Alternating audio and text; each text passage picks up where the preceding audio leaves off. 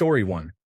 When I was 14 years old, I finally escaped nearly a decade of physical and emotional abuse and ran away from home. This involved dropping out of middle school. I lived as a nomad while planning my escape back to my home country, the United States. At 15, I successfully made it back. I started a new life and never returned home. Today, I am doing very well. I have completed graduate school, own a home, and live a very good life. Story 2. I delivered 3 babies during my career in the New York Police Department. The last one was a boy, and the mother named him after me. Story 3.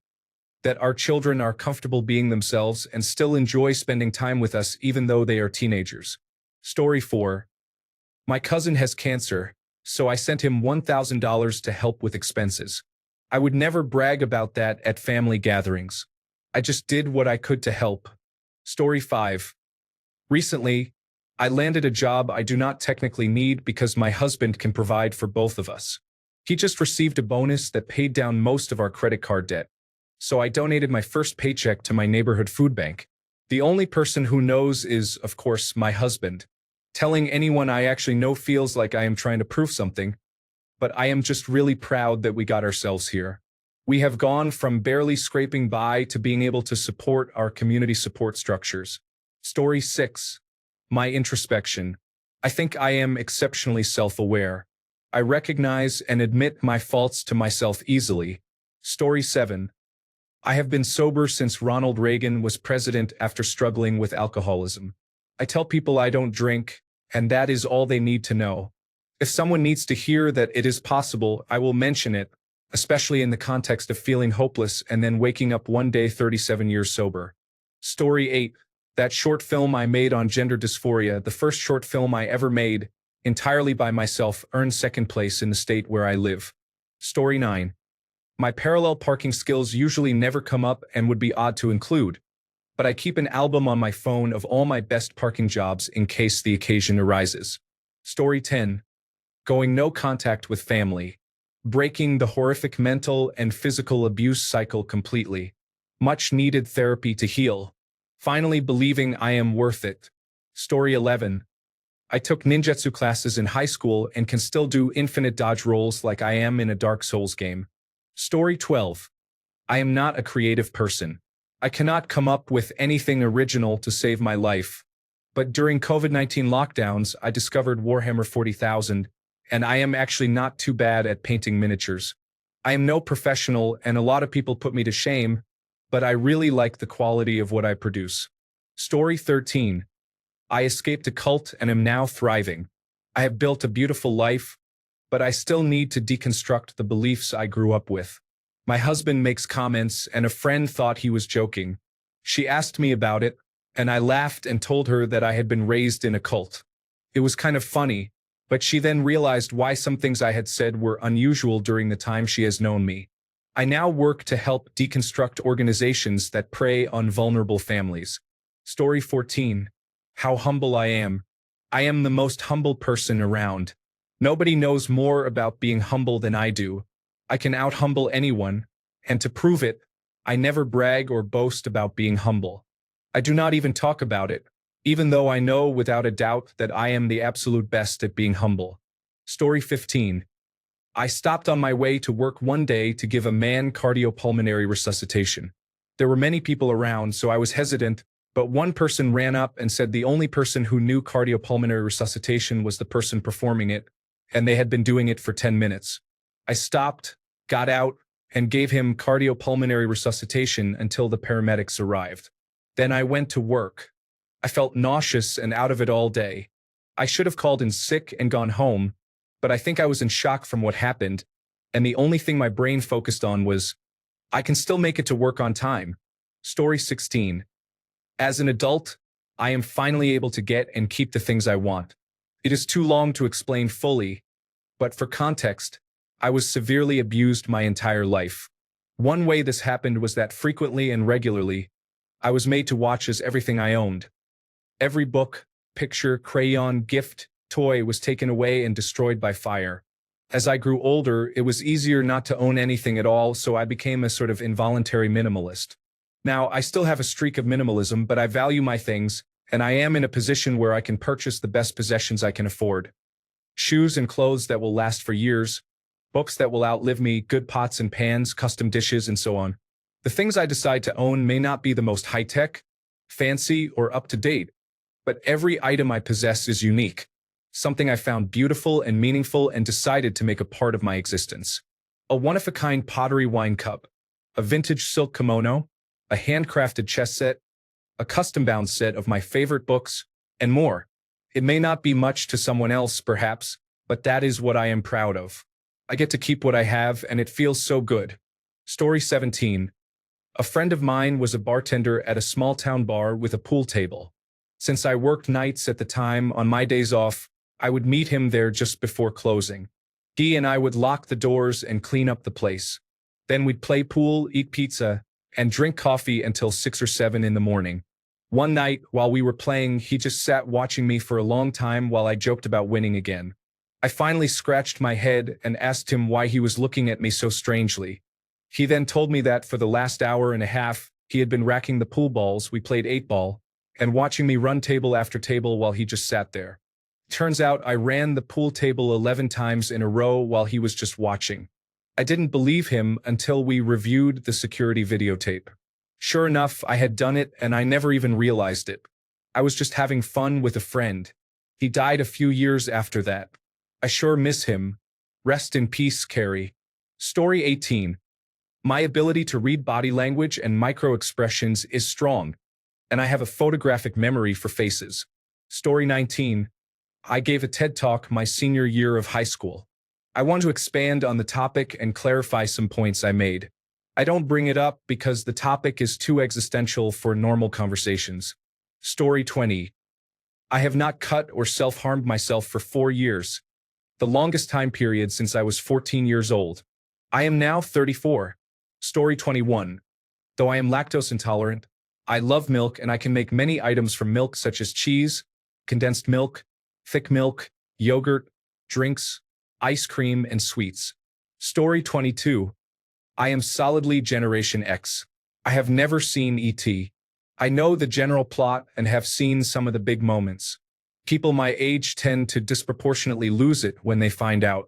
Story 23. When I asked the teacher a question, they said, "Oh, that is a great question." I sat there smugly as my classmates marveled in awe. Story 24. I broke the food sales record for a restaurant and hotel that has been open for more than 30 years for 2 weekends in a row, all by myself and my kitchen assistant. Story 25.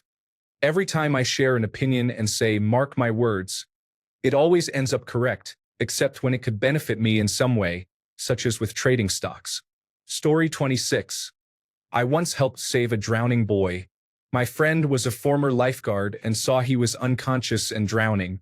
She started pulling him out of the pool, but he was heavy, and she was not strong enough. I ended up swimming him to the edge and pulling him out. Then she performed cardiopulmonary resuscitation and revived him. I feel she did the important parts, so I do not usually tell anyone about it. Story 27. I run a veterinary blood bank. I have helped save hundreds of pets' lives by providing blood for transfusions, yet people still think that I just play with puppies all day. Story 28. In 1990, my family was staying in a hotel. My parents went out for the night and left us in the hotel room. About half an hour after they left, there was a knock on the door connecting our room to the room next door.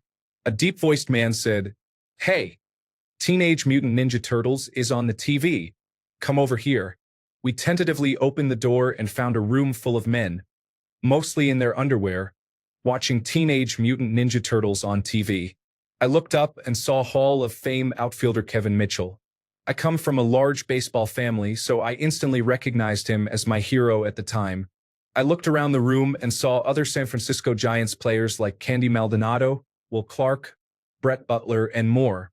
My brother, who was 7, hung out with them for hours while they drank, told inappropriate jokes, and just generally had fun. It was basically the best night ever. Yet it feels like a strange and uncomfortable story in today's environment, so I rarely mention it. Also, few people even know who these baseball players are anymore. Story 29. I called Child Protective Services on my enemy because she is drinking, and her father supported her in that. She is also adopted, so they may take her away. Additionally, her parents are getting a divorce.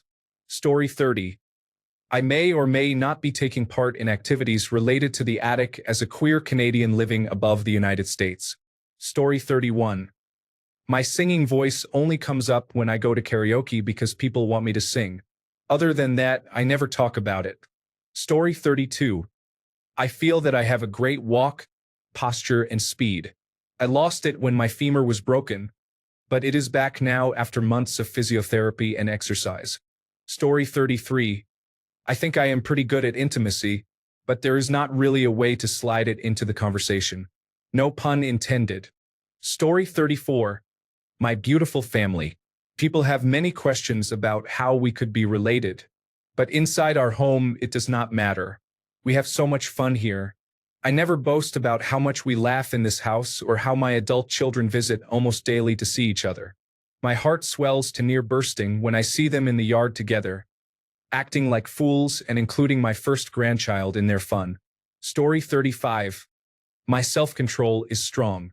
I only do what I want when I want, and I have never been easily swayed by peer pressure or social trends. All the bad things I have done or not done are because I wanted to or did not want to. I have never done drugs because I have no interest. Sometimes I do not eat ice cream sitting in the fridge, not because I am resisting, but because I do not want to eat it. Other times I eat it because I want to. I never binge or overeat. I partake in things and activities in moderation, as I want to. Story 36. The other day, I managed to make a single serving of stir-fry. No leftovers. Just the right amount of rice and vegetables. Story 37. I had a woman carpenter tell me about harassment in our shop. She is a carpenter too, so the fact that she even brought it up meant that it was pretty serious. The saddest part was she was not bringing it up to me as a formal complaint, just like, "Can you believe this?" It was my first time being a foreman, and I realized I could be the type of boss who brushed that under the rug or the kind of boss who took it seriously. So I did. I took it up the chain to my boss, and we came up with a way to address the problem without putting her in a situation where she could face retaliation for reporting it. Younger generations are starting to be in positions of authority, and we can and should start implementing the kind of change we want to see in the workplace. Story 38. I managed to brush my teeth at work without being caught. I work in a laboratory in the graveyard, and I eat during lunch. I also sneak in a toothbrushing session during my break when no one is watching. Story 39. My ability to pack things, especially loading a vehicle, groceries in bags, and dishes in cabinets, is exceptional. I believe I am highly skilled at optimizing space effortlessly. Story 40. I was ranked number 1 in the world in the virtual reality game Pistol Whip for a few months. I was very excited about that. Story 41. I am good at recognizing less famous actors and can place them in shows or movies I have seen them in, even if they have aged considerably. The same applies to many stock sounds used in cinema. I love the Wilhelm scream. Story 42. I'm a professional pumpkin carver. I carve pumpkins for events, all by hand and with basic tools, but I like what I like. I'm pretty good too with traditional designs, at least, not so much with sculpting designs. I don't bring it up unless it's October because no one cares the rest of the year, but I do it all year long. Most people are surprised when they hear about it. It's like liking pumpkins is only acceptable for a month. Then it's considered strange. It's not a job, but I am successful at it because I allow for space to fail. However, I do get paid. Story 43. Being a single father and succeeding in raising an amazing young man, especially during the early years before some issues with my former partner were resolved and the responsibilities balanced out a bit. Not many people know how difficult those early days were. I am not sure that is something to be strangely proud of, but I just do not talk about it much. Story 44. I am rather proud of my use of psychedelic substances. I feel that being a psychonaut helped me as a survivor of extreme trauma more than anything else. Story 45. I am a good manager who genuinely cares about her team. Sometimes it gets me in trouble and I never boast about it, but I take care of my people so they take care of me. Story 46. I have a really healthy marriage. I think it is because of the choices I have made. I chose my partner carefully, selecting the kind of person I would want to raise children with. He is kind, compassionate, and very comfortable talking about his feelings. More importantly, we both put work into our relationship to keep it healthy. We make a conscious effort to think of conflict as us against the problem, not against each other. We allow ourselves to be vulnerable enough to reflect on our behavior, admit when we are wrong, and apologize. It has taken a lot of work and many years to grow this kind of relationship, but it is definitely worth it. We both feel it is the most precious thing we have. Story 47. I talk about it on the internet sometimes, but not in real life. I caught a would-be rapist attempting to abduct a woman and beat him badly enough with a 60-cell flashlight that even if he had the urge, he would not have the ability to rape ever again. Back then, the police had a pretty good idea who assaulted that person, but they did not press charges. Story 48. I have had art displayed in a few places around the world. Only a few people at work know, and I never speak about it unless asked. Story 49. I got a rosemary plant to survive the past winter in Zone 6. I have tried before but was not successful. I don't think anyone in my real life would care. Story 50. I am pretty much scared of everything. Daily panic attacks, low self-worth, lack of confidence, and an incredibly stressful run of bad luck over the past decade have me on high alert 24/7. That being said, I don't let anyone know just how pervasive the fear is. I try very hard not to let it hold me back from living a semi-normal life. In its own sad little way, this is a form of bravery on my part. I try to remind myself of that once in a while, but I would never confide in anyone else what is going on underneath the surface. Story 51. That time in 6th grade when I dropped my glasses and turned my back during dodgeball, only to turn around in time to catch the ball coming at me with one hand. I felt like a god for about a week. Story 52. I have been homeless for a year now, couch surfing and shelter hopping. I am getting the keys to my apartment Thursday. Story 53. I was the cartoonist and illustrator for my high school newspaper all 4 years of high school. I won first place in the state competition and then went on to win first place in the national competition. Although few people appreciate high school journalism, I still feel proud of my efforts as a 16-year-old. Story 54. My friend and I talked a young man down from a bridge. It did not feel like my story to tell, so I did not tell anyone until now. Story 55. I dropped out of school in grade 9, moved out at 15, had 2 children by 22, and did not get my driver's license until I was 25. Once I left my ex, I got my license, secured a job making $9 an hour, and raised the children on my own. Now at 45, I own my home, I am a supervisor with the government, and I make over $40 an hour. Many of the staff who work for me have university degrees. It makes me proud to know I worked hard to get here, and I do not talk about it because there is still stigma about not finishing school. Story 56. That I am not in the psychiatric ward after raising a special needs child on my own while experiencing debilitating mental health issues. Story 57. Several years ago, I was fired from a large bank after experiencing sexual discrimination from my supervisor. I sued the bank and won. Story 58. As a lifeguard in my teens, I rescued 3 separate swimmers who were on the brink of drowning. Still feels good. Story 59.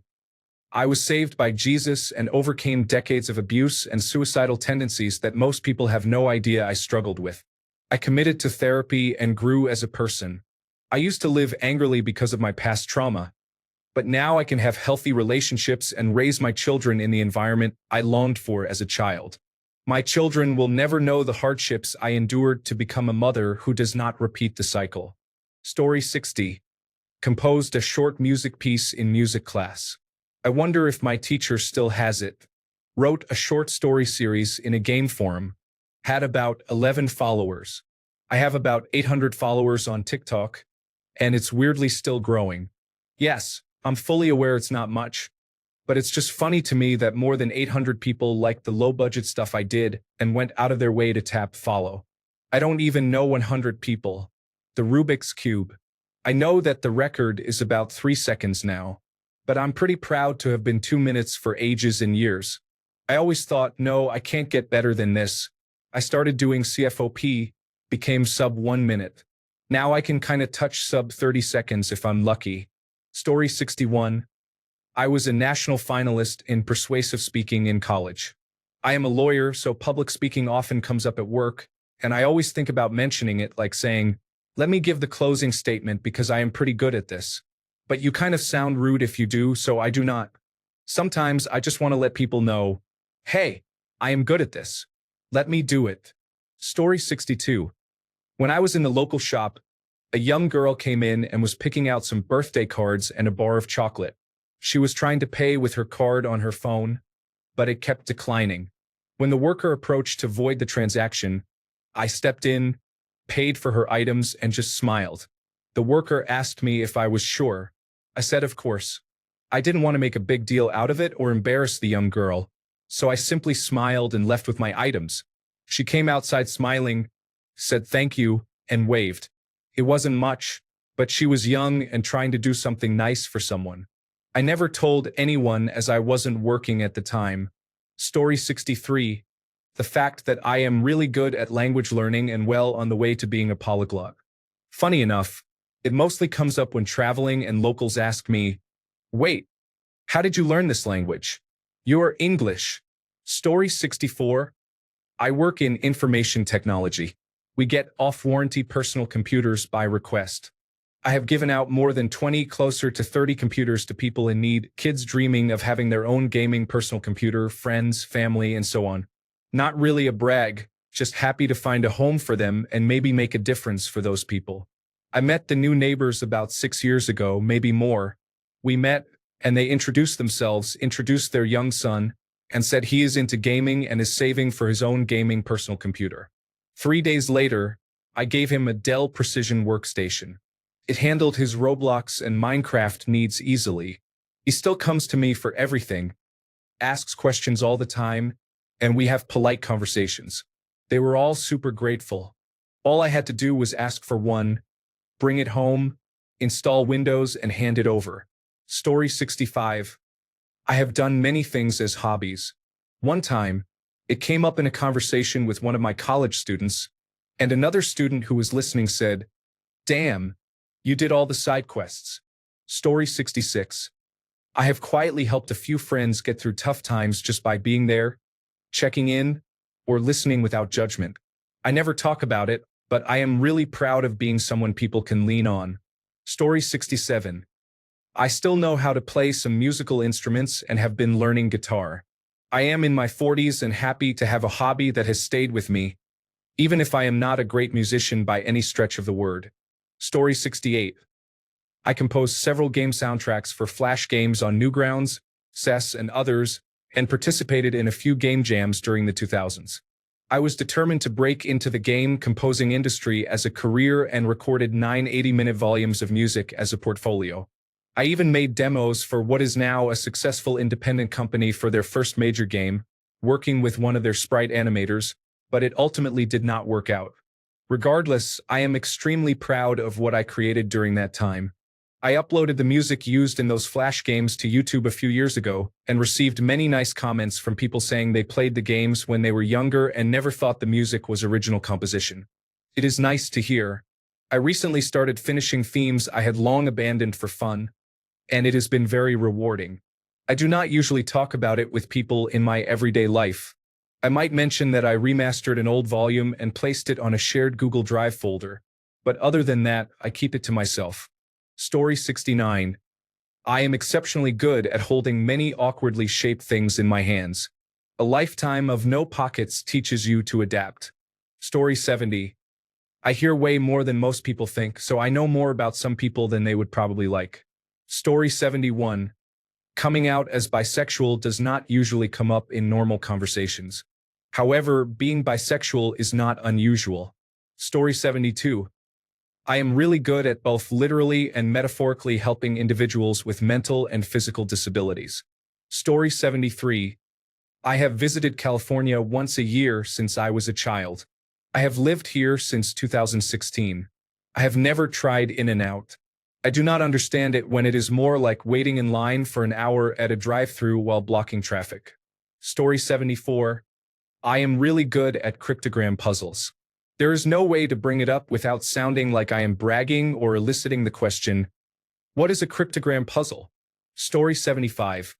My first ever Reddit post made it to the front page and had over 50,000 likes before it was taken down by moderators. I was very proud because it seemed to help many people. There were lots of thankful comments and even messages of support and anger when the post was removed. It was amazing to connect instantly with so many people and actually make a beneficial difference in the lives of strangers. I can't really bring it up at holiday dinners, but I am truly proud of it. Story 76. I initiated and maintained the secure video teleconference that the military used during the rescue of Captain Phillips. Story 77. The biggest compliment I have ever received from my parents is that I am a better parent to my children than they were to me. I agree with this, and while I am not perfect, I give myself some credit for being a good father. However, it feels wrong to brag about it, so I keep it to myself. Story 78. When I was in high school, I had several people, probably close to 100, who would come to me to talk about their problems. I was like a high school therapist. I never gave advice. I just listened when someone needed to talk. It got to the point that I had people messaging me whom I had never actually met. They heard from a friend that I was there for them when they needed someone. I thought a lot about pursuing a career as a therapist, but when people started talking to me about heavier issues, I couldn't handle it. Still, it was nice to help some people my age during that time. Story 79. I have an amazing relationship with my wife and son. I do not discuss it with friends because I have heard all their marital and family troubles, and I do not want to sound like I am bragging. Story 80. I'm a crack shot. I do not own a gun, a bow, or any weapon, but I can shoot bullseyes all day. Darts, lawn darts, anything that involves throwing or launching something mechanically at a target. Beyond that, I can make ridiculous shots with everyday items. For example, yesterday from across the room, I frisbeed a coffee filter into the kitchen sink, into a running stream of water from the spout, and into a coffee cup on the first try. Story 81. I have a cousin who recently got into the Major League Baseball Hall of Fame and another cousin who was recently drafted in the National Football League. Both are cool, but they are fairly distant cousins, third and second, so it is not something I bring up randomly. Even in conversations about the Hall of Fame cousin, I do not often mention it because it honestly does not add anything to the conversation other than making me look like I am bragging. Story 82. I eliminated my childhood speech impediment by myself. I was humiliated when the speech therapist interrupted my second grade class to take me out for speech therapy without prior discussion, so I did not know if she was who she said she was. I cried, refused, and felt completely humiliated in front of my peers. I practiced in the mirror for months until the speech impediment was gone. No one can tell I ever had one. Story 83. I fixed my own toilet, so now I don't have to fill the tank with the shower head. I used a lot of strong language, though. Story 84. My wife and I got tickets to the Colbert Report in October 2009. We had traveled over from Ireland for a few days in New York City. After the warm-up comedian, Stephen Colbert came out in costume but not fully in character, flicking out red wristbands he had called Wriststrong, a parody of Lance Armstrong's Livestrong wristbands, into the audience. I caught one effortlessly with my left hand, to the amazement of the people around me. I still have it and wish the cameras had captured the moment. Story 85. I think of it as one of the more clever, cool moves I've ever done because it was spontaneous and like something that would happen in a movie. I never bring it up because it's a long setup and story and not that funny if you don't visualize it. I was at a music festival called Snow Globe in Tahoe for New Year's Eve. We had rented a hotel room at a Super 8 with several friends. After the festival, we were all in the hotel room partying and listening to music. Silly outfits, face paint, dancing, drinking, and other things. A security guard came to the door, which I answered, and stepped outside to talk to him. He said we were being too loud and needed to quiet down. Meanwhile, some people left the room while I was talking to him, and others jumped off the balcony. The security guard left, and I went back into the room to find it empty. I looked around to see where everyone had gone and found them all in the closed hotel hot tub. It closed at 10 p.m., and it was midnight or later. I went down and joined them. We were drinking and having a good time in the hot tub when about 20 minutes later the same security guard came by. He started telling everyone the hot tub was closed and they needed to leave. Then he shined his flashlight at me and said, "Hey, aren't you the guy I just talked to about being too loud in the room?" I just looked at him and then went underwater, blowing out bubbles so I could stay under. I stayed underwater as long as I could and popped up to see him laughing. He said he recognized me because of the face paint and then let us stay in the hot tub as long as we promised not to be too loud. Story 86. With poor excuses for parents, love you dad, but you were not a great father, and living through the excruciating neglect and abuse from an alcoholic narcissistic mother, I came out the other end as a caring, empathetic, and compassionate person even before I stepped into a therapist's office. This is an achievement for someone who was not given any example by any adult met in their first 2 decades. Story 87. What is normal conversation? I have things I am proud of that I will mention if the topic is appropriate, but I am not going to discuss my ability to tell perfect level and plumb if we are talking about barbecue. I am not going to mention that I have been to all 7 continents if we are talking about true crime in Appalachia. I am not going to mention hanging out with a supermodel in 1992 if we are talking about industrial metal groups. What exactly is normal conversation? Story 88. The same thing happened with the trail that leads to the river behind my house. I assumed everyone used the trail communally, but it turns out the trail disappeared once I stopped using it. Story 89. I am really good at my job. I have a niche skill and many people rely on me and my expertise. However, when would that ever come up? Story 90. The world record I hold jointly with an old school friend is for the fastest 3-legged moon rock race on Starstrider in the 1980s. I discovered that we held this record on Wikipedia when I searched for the show. Class. Story 91. I don't know if there is a technical term for it, but I am very good at studying people's behaviors and mannerisms and determining why they act the way they do. Story 92. I am very skilled at attending garage sales. On a Friday or Saturday, I can efficiently spend the entire day traveling throughout the town from one garage sale to another in a direct route without missing any. I have friends who schedule time to go with me because I am so good at it. Story 93.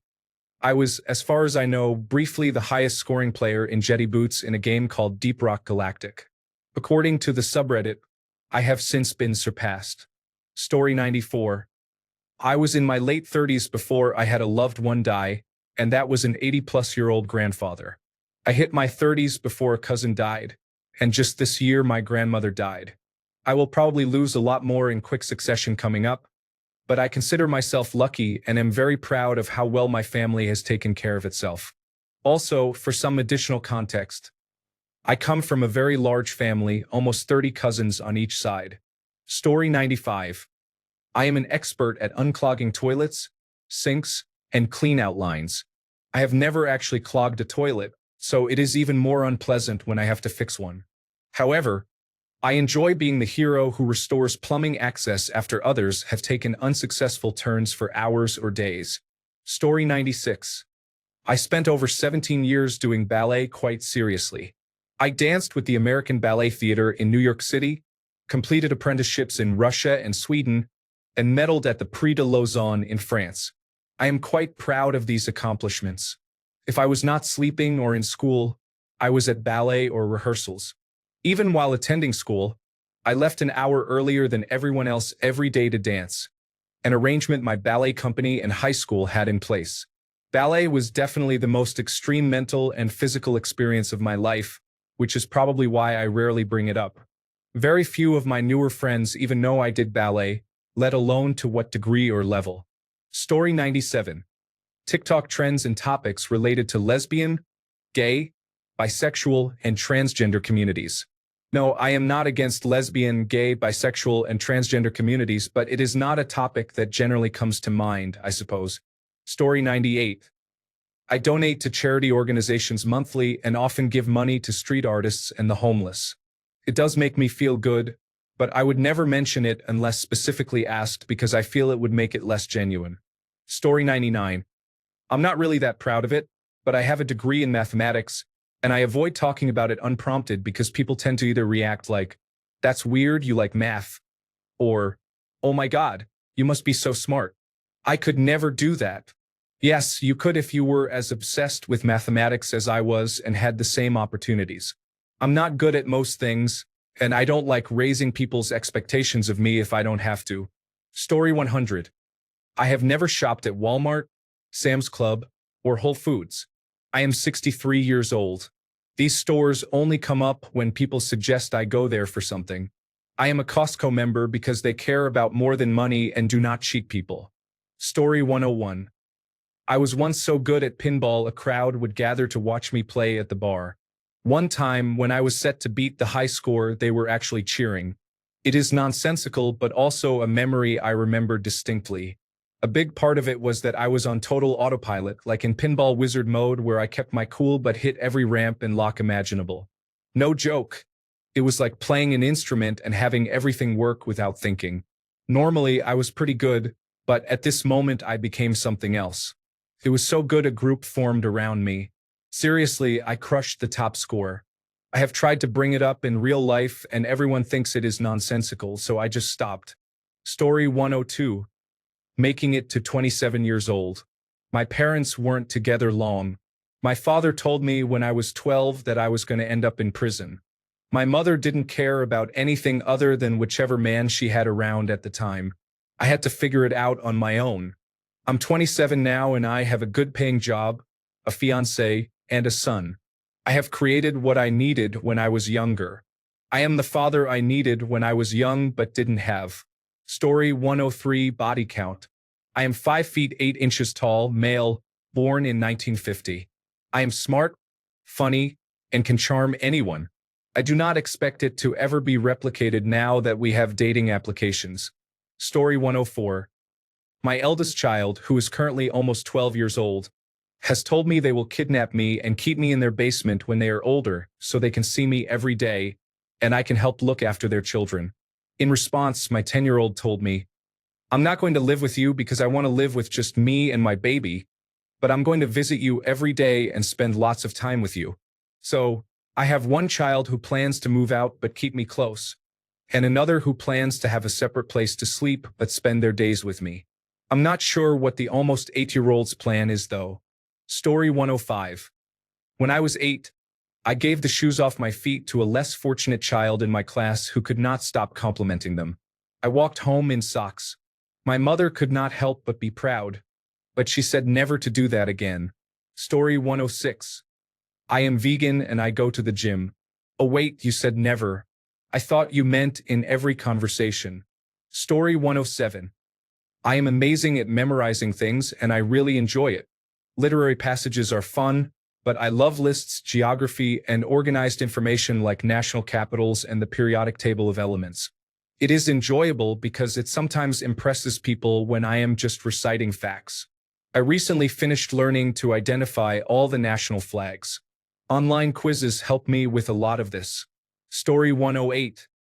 I used to ride scooters for around 12 years at the skate park.